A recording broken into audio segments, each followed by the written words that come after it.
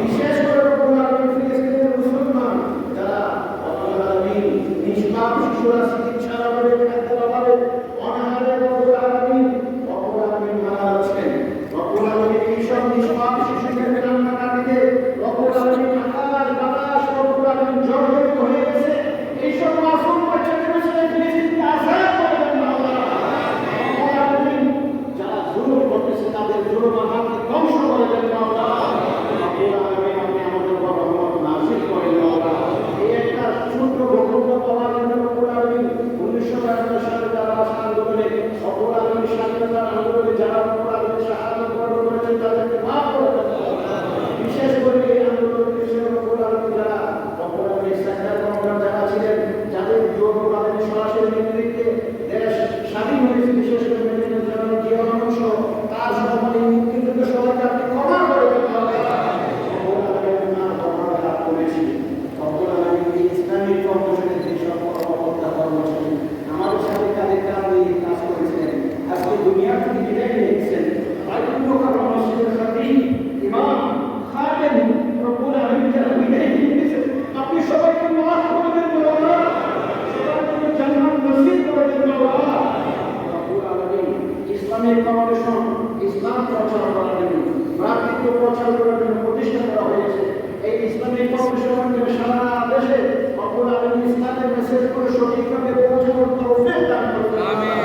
বিশেষ করে ইসলামিক ফাউন্ডেশনের বর্তমানে যিনি দায়িত্বরত আছেন রব্বুল আলামিন আমাদের মাননীয় মহাপরিচালক জনাব আব্দুল সালাম খান, রব্বুল আলামিন তার নেতৃত্বে ইসলামিক ফাউন্ডেশনের সঠিক মেসেজ রব্বুল আলামিন ইসলামিক ফাউন্ডেশনের গবেষণামূলক কাজগুলোকে এগিয়ে নিয়ে যাওয়ার তৌফিক দান করে দেন আল্লাহ।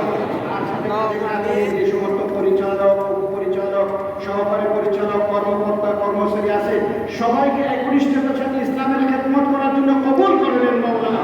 রব্বুল আলামিন আমাদের ইসলামিক ফাউন্ডেশনের রব্বুল আলামিন প্রশাসনিক মন্ত্রণালয় ধর্ম মন্ত্রণালয়ের যিনি দায়িত্ব রব্বুল আলামিন আমাদের মাননীয় ধর্ম উপদেষ্টা রব্বুল আলামিন ডক্টর আলী হোসেন, তাকেও হাজিদের খেদমত, ইসলামের খেদমত, মুসলমানের খেদমত, দেশের খেদমত করার জন্য কবুল করে নেন মাওলানা।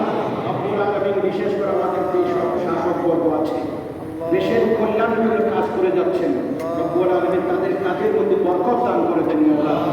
রব্বুল আলামিন দেশের গতি হয় সেরকম কাজ থেকে, ইসলামের গতি হয় সেরকম পরিকল্পনা থেকে আমাদের শাসকবর্গদের রব্বুল আলামিন হেফাজত করেন মাওলানা। দেশের উন্নতি হয়, ইসলামের উন্নতি হয়, মানবতার রব্বুল আলামিন রক্ষা হয়, সেই পরিকল্পনাগুলোকে বাস্তবায়ন করার তৌফিক দান করে দেন মাওলানা। রব্বুল আলামিন আমাদের মধ্যে যারা অসুস্থ রয়েছে তাদেরকে সুস্থতা দান করে দেন, যারা অভাবগ্রস্ত তাদের অভাব দূরীভূত করে দেন। যারা পয়সা করে তাদেরকে প্রত্যেক বেলায় মসজিদে এসে নামাজ পড়ার জন্য আপনি কবুল করে নেন মাওলানা। আমাদের এই বেলায় আসতে পারে না, রব্বুল আলামিন আপনি তাদেরকে নামাজ হিসেবে কবুল করে নেন মাওলানা।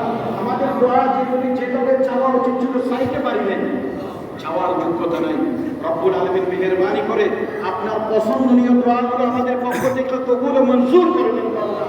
রব্বুল আলামিন আমাদের এই হাতকে কবুল করে নেন। সুবহান রাব্বিকা রাব্বিল ইজ্জাতি আম্মা ইয়াসিফুন ওয়া সালামুন আলাল মুরসালিন ওয়ালহামদুলিল্লাহি রাব্বিল আলামিন। আল্লাহুম্মা জাআল আখিরা কালামিনা ইনদা সাকরাতিল মাউত লা ইলাহা ইল্লাল্লাহু মুহাম্মাদুর রাসূলুল্লাহ।